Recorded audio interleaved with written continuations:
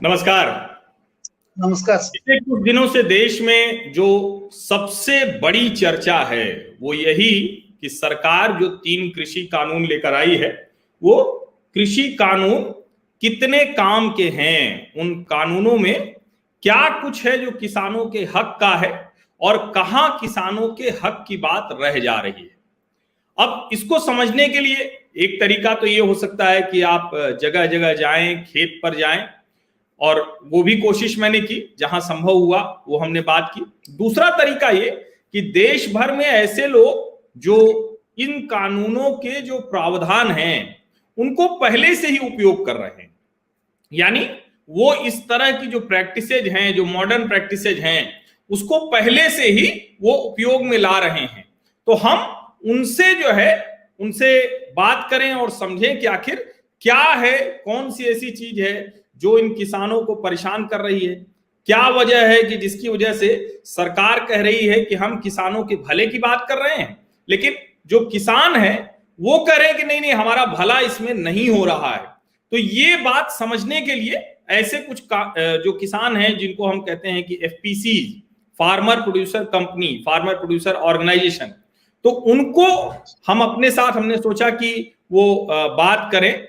वो इसलिए हमने आज अपने साथ अभी हमने बात करने की कोशिश की है और हमारे साथ वो जुड़ गए हैं। हमारे साथ जुड़े हैं अभी प्रहलाद बोरगाड जी, ये हिंगोली महाराष्ट्र से आते हैं। तो सबसे पहले प्रहलाद जी, आपका बहुत बहुत स्वागत है हमारे शो में। और जो जिसको हम कहते हैं ना कि भाई जिसने बरता हो, जो उस प्रैक्टिस को कर रहा हो, उस प्रैक्टिस को करने वाले से बात करनी चाहिए, क्योंकि ये बात लगातार हो रही है कि सरकार ये कृषि कानून लेकर आई है, लेकिन इसमें किसानों का हक हित है या नहीं, कंपनियों को सब दे दिया जाएगा। तो सबसे पहले तो आप जरा बताइए, ये जो सूर्या फार्मर्स प्रोड्यूसर कंपनी है जिसके आप प्रेसिडेंट हैं, ये क्या है, ये जरा हमारे दर्शकों को बताइए। सर, मेरा नाम प्रहलाद बोरगढ़ है। मैं सूर्या फार्मर प्रोड्यूसर कंपनी का अध्यक्ष हूँ। ये सूर्या फार्मर प्रोड्यूसर कंपनी जो है, एक सामान्य किसान का लड़का हूँ मैं।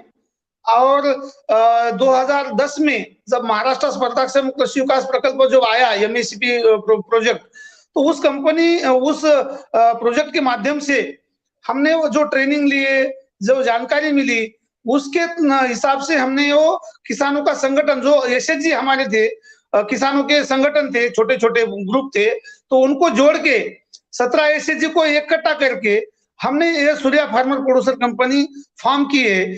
और 24 जनवरी 2015 में इसका रजिस्ट्रेशन हुआ है। 24 जनवरी 2015 में जब इस कंपनी का रजिस्ट्रेशन हुआ, तब हमें नहीं लगा था कि एक किसानों का संगठन इतना बड़ा काम आगे कर सकता है। हमें ट्रेनिंग में तो मालूम होता था कि कर सकते हैं बोल के, लेकिन करने का आइडिया नहीं था। फिर जब हमने स्टार्ट किया काम, तब लीगली एक कंपनी का दर्जा हमें मिला और संगठन करके हम काम करने लगे। तो जो लीगली डॉक्यूमेंट रहते हैं, वो डॉक्यूमेंटेशन हमें मिले, हमने परमिशन लिए। अभी हम हल्दी में काम कर रहे हैं, तो हल्दी में हमें प्रोसेसिंग यूनिट के लिए भी मशीनरी कुछ कंपनी गवर्नमेंट से मिली और हमने काम चालू किया। अभी हल्दी का जो ट्रेडिंग है, पूरा लीगली हम ट्रेड करने को जा रहे हैं। किसानों का जो माल है, संगठन जो हमारा है, उनका माल हम कलेक्ट करते हैं। जो किसान मेंबर नहीं है लेकिन नॉन मेंबर है, फिर भी वो हमसे जुड़े हैं, तो उनका भी माल हम कलेक्ट करते हैं, उसके ऊपर प्रोसेसिंग करते हैं, डिमांड के हिसाब से सप्लाई करते हैं, और सप्लाई करने के बाद हमें उसका प्रॉफिट मिल रहा है। और दूसरी बात यह है कि गवर्नमेंट ने हमें एमएसपी सेंटर, जो हमी भाव के लिए आज जो इतना बड़ा बाउल हो रहा है, लेकिन हमी भाव सेंटर जो है, एमएसपी सेंटर, वो सूर्या फार्मर प्रोड्यूसर कंपनी भी चलाती है। महाएपीसी के माध्यम से नाफेड की जो खरीदारी है वो यहाँ पे करती है महाराष्ट्र में।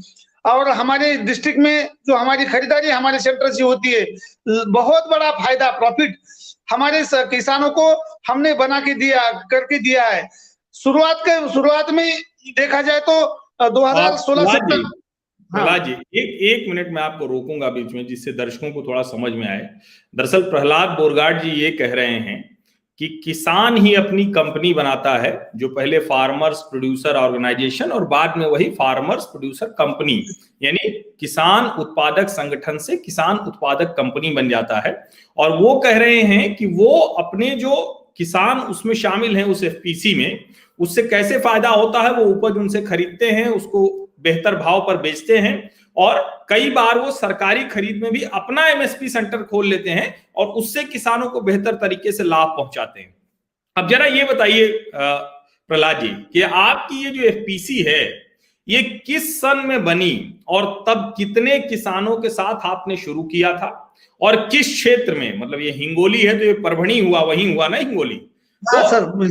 ठीक है, तो हिंगोली के आसपास गांव का नाम लीजिए, बताइए कि किस किस गांव से आपके लोग हैं, कितने सदस्य हैं, और जब आपने ये काम शुरू किया था तब कितना कारोबार था, कितना किसानों की उपज कितनी आप कुल जो आप खरीदते बेचते थे, कितने की वो होती थी, यानी रकम कितनी थी, और अब वो कितना हुआ 2015 से 2020 तक की पूरी यात्रा बताइए जरा आराम से। सर ये कंपनी का रजिस्ट्रेशन है 24 जनवरी 2015 में हुआ। कंपनी का जो हमारा रजिस्टर्ड एड्रेस है वो सातेफल हमारा जो गांव है, सातेफल गांव है, और सातेफल गांव तालुका बसमत डिस्ट्रिक्ट हिंगोली।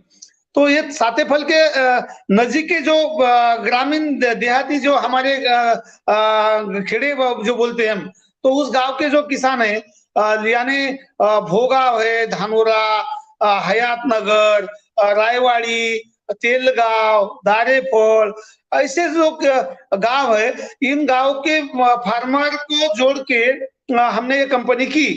कंपनी करने के बाद हमने संगठित रूप से काम करने को लिया। तो हमने पहले हमारा कृषि केंद्र जो होता है, इनपुट शॉप भी हमने बनाया, जिससे हम थोड़ा बहुत जो भी लगता है सीड फर्टिलाइजर, वो भी हम हमारे सेंटर पे लीगली होलसेल में लेते, और मार्केट से कम दाम में हमारे जो फार्मर जुड़े वाले हैं उनको दे देते, बेचते। तो इससे उनको एक तो नजीक में प्रोड्यूस में जो सीड फर्टिलाइजर मिलने लगा, और जो भी मिल रहा है वो गारंटेड मिलने लगा, अच्छे दाम पे मिलने लगा। इससे उनका जो खर्चा है वो घटा, क्योंकि जो मंडी में जाना। एक मिनट रुकिए प्रहलाद जी, इसको थोड़ा और स्पष्ट कीजिए, जो लोग सुन रहे हैं। आपने कहा कि जो इनपुट है वो आपने इनपुट कॉस्ट मतलब लागत, तो जो सरकार से किसान की सारी मारामारी है कि हमारी उपज की जो लागत आती है आप उसका 1.5 गुना दीजिए। तो अगर लागत बढ़ती जाएगी तो एमएसपी कितनी भी बढ़ जाए, सरकार कितना भी बढ़ा दे, किसान को लाभ नहीं होगा, तो उसको लागत घटानी। तो आप कह रहे हैं लागत के लिए इनपुट मतलब खाद, बीज, जो दूसरी चीजें हैं, तो वो आप कैसे उनको सस्ते में देते हैं? आप कह रहे हैं बाजार से सस्ते में देते हैं, कैसे दे पाते हैं? सर ये जो होलसेल के रेट होते हैं, जो कंपनियां सप्लाई करती है डीलर को, तो हमने डीलरशिप लिया। जो दूसरे डीलर को जो कमीशन जाता था वो हमारी कंपनी को मिलने लगा।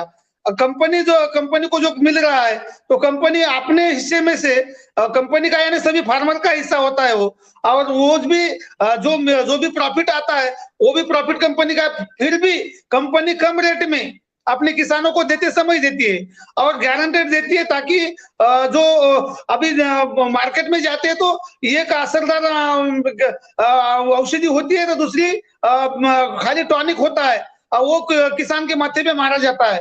तो वो हमारे जो कंपनी है वो जो लगता है वो एक्चुअल देती है, और उसके हिसाब से वो खर्चा घटता है। अगर उसका उत्पन्न बढ़ाना है तो पहले खर्चा घटाना पड़ेगा, तो तभी उत्पन्न बढ़ेगा। नहीं तो अगर उत्पन्न बढ़ रहा है लेकिन खर्चा भी बढ़ रहा है, तो जैसे आप कह रहे हैं, तो उसका उत्पन्न नहीं बढ़ेगा।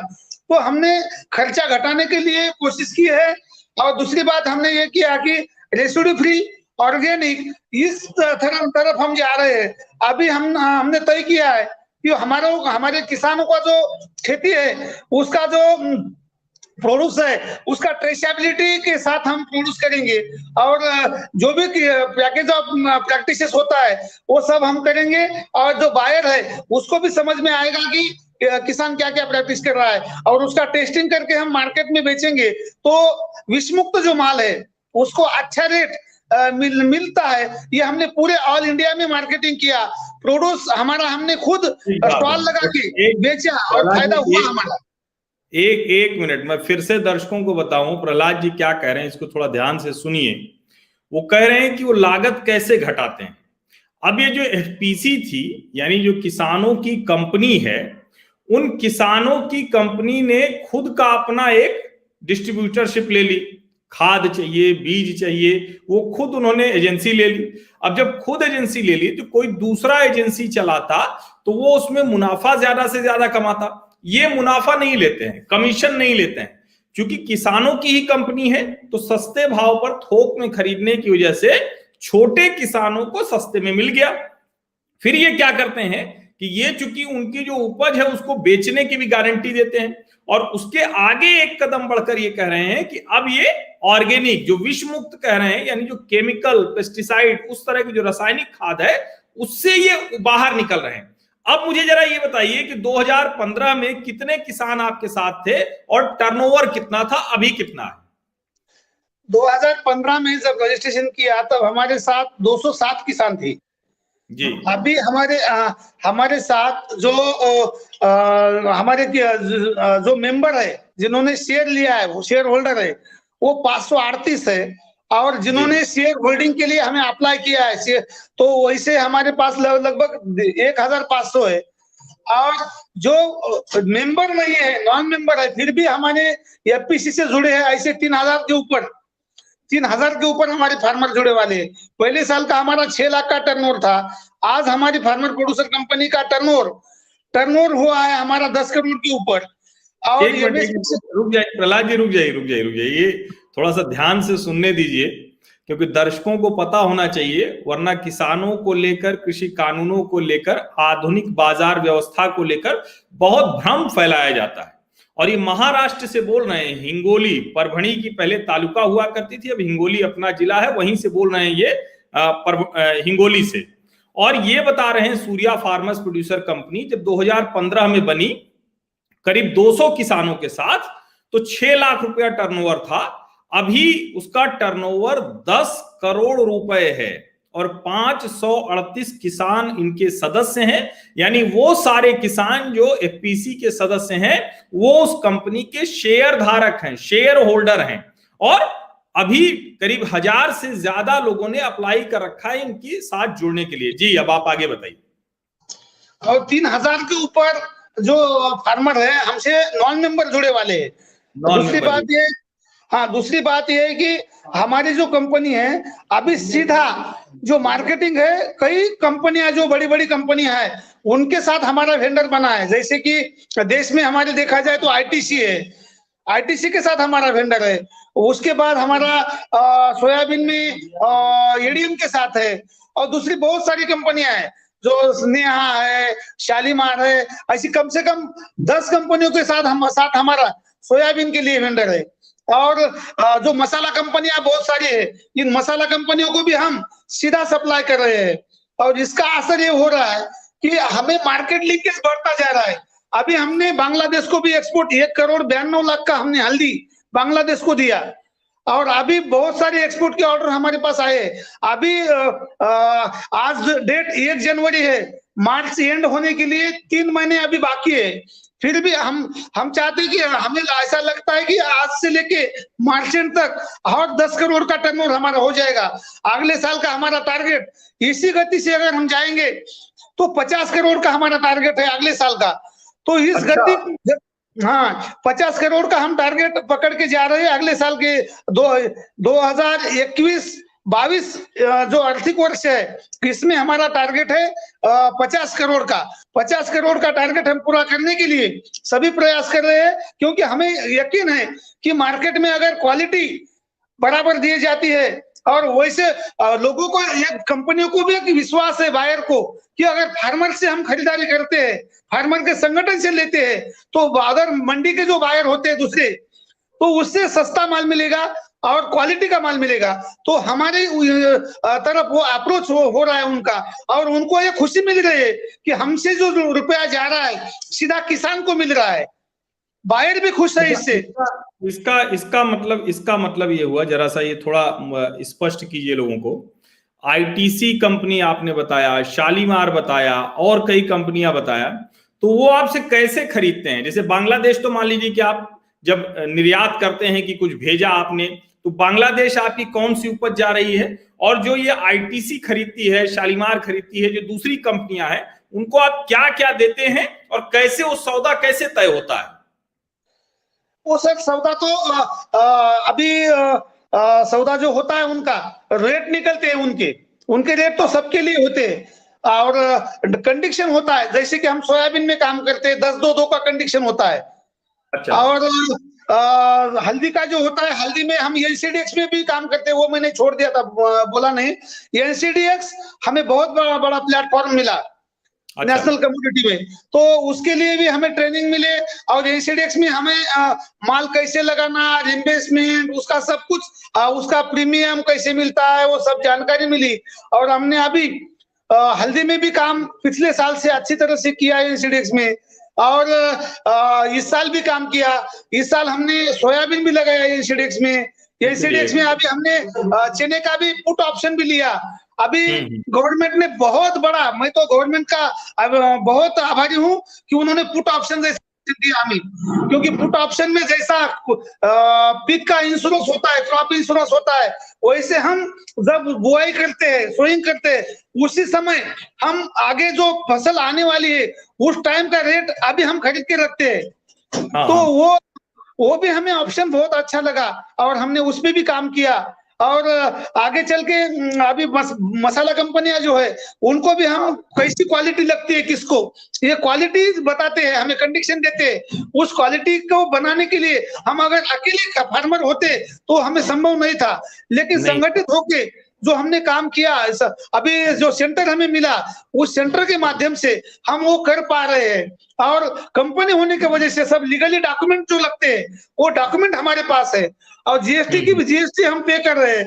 और आज की बात बताई जाए तो हम पिछले महीने हमने 10 लाख रुपए जीएसटी भरा, इस महीने में हमें 7 लाख रुपए जीएसटी पेड किया। वो जीएसटी का कैसे होता है, कैसा रिटर्न मिलता है, वो सब रिटर्न सबमिट किया जाता है। ये पहले कुछ मालूम नहीं था हमें, लेकिन अभी सब कुछ मालूम हुआ है। अभी एक्सपोर्ट का भी बेनिफिट गवर्नमेंट बहुत सारा दे रही है, वो एक्सपोर्ट बेनिफिट भी हमें मिल रहा है। तो ये सब कुछ जानकारी मिलने के बाद अभी हमें ऐसा लग रहा है कि हम खुद का प्रोडक्ट खुद के ब्रांड से मार्केट में लाना चाहते हैं। अभी कुछ ही अभी तो लाया भी है हमने, हल्दी का प्रोडक्ट, दाल, वो सब प्रोडक्ट हम बेच रहे हैं मार्केट में हमारे खुद के ब्रांड से।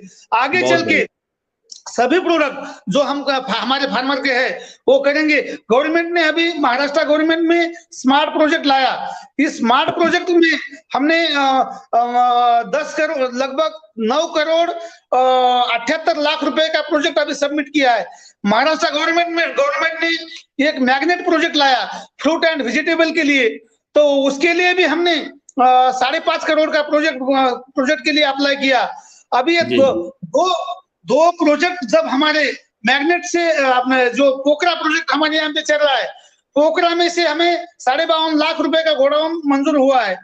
ये सब अगर होते हैं तो हमें लगता है कि ये 3 साल में हमारे जो फार्मर है हमसे जुड़े वाले, कम से कम ये जो पढ़ाई किए वाले फार्मर के जो बच्चे हैं, इनको जो बेरोजगारी है, उनको काम खेती में नहीं करते, उनको रोजगार ढूंढते, ऐसे कम से कम 250 लोग नया रोजगार, 250-300 नया रोजगार हमारे यहाँ पे उपलब्ध होगा। तो रोजगार की भी समस्या हमारे एरिया में है, उसको भी हम कम करेंगे। और जो अकुशल लोग हैं हमारे यहाँ पे लगते हैं, उनको भी बहुत सारा काम सूर्या फार्मर देगी। अभी भी लगभग 25-30 महिलाएं हमारे यहाँ पे काम पे आती रहती है, और 20 लोग हमाली के काम के लिए आते हैं। इन सबको हम काम दे पा रहे हैं, इसकी बहुत हमें खुशी है, और आगे चल के भी बहुत बड़ा काम होगा। पिछले साल हमने चना जब रेट गिरे थे चने के, ये बात मैं फिर से दोहरा दूं, नहीं तो आपने इतनी बातें और इतनी अच्छी बातें बता दी हैं तो लोगों के दिमाग से निकल जाएगी। पहली बात ये प्रहलाद बोरगाट जी कह रहे हैं कि देखिए हमने कंपनी बना ली है, किसान कंपनी बन गई है, हमारे कागज दुरुस्त रहते हैं, इसीलिए दूसरी कंपनी हमारे साथ आसानी से कारोबार करती है। नंबर एक, जब हम कंपनी बनाते हैं तो हमको सरकार की योजनाओं का भी लाभ मिलता है। जिस तरह की जो सब्सिडी है, जो छूट है, जो दूसरा योजनाओं का लाभ है, या सरकार ने कुछ लाया तो उसमें हम सीधे जाकर खरीद बिक्री में शामिल हो सकते हैं। तीसरी चीज वो कह रहे हैं कि किसानों को सीधे कंपनी के तौर पर जब काम करने को होता है तो एक तो गुणवत्ता का ख्याल रखते हैं और खुद वो अपने उत्पाद को बाजार में ले जाने की बात कर रहे हैं। वो कह रहे हैं कि 10 करोड़ का टर्नओवर वो अगले 1 साल के भीतर उसको 5 गुना बढ़ाने की कोशिश कर रहे हैं।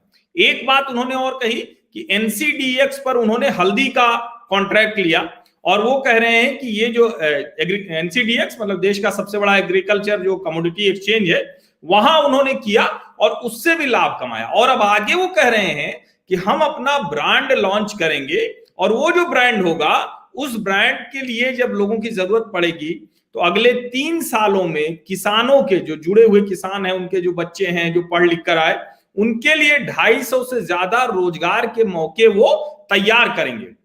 वो कह रहे हैं कि जिन कंपनियों के साथ वो कारोबार करते हैं वो कंपनियां, चूंकि कंपनी के साथ कारोबार होता है तो किसानों की कंपनी मुनाफा भी कमा रही है, साख भी उसकी बेहतर होती है और कंपनियों को भी लगता है। तो देखिए कुल मिलाकर एक किसान के कंपनी का मालिक बनने की कहानी प्रहलाद जी बता रहे हैं।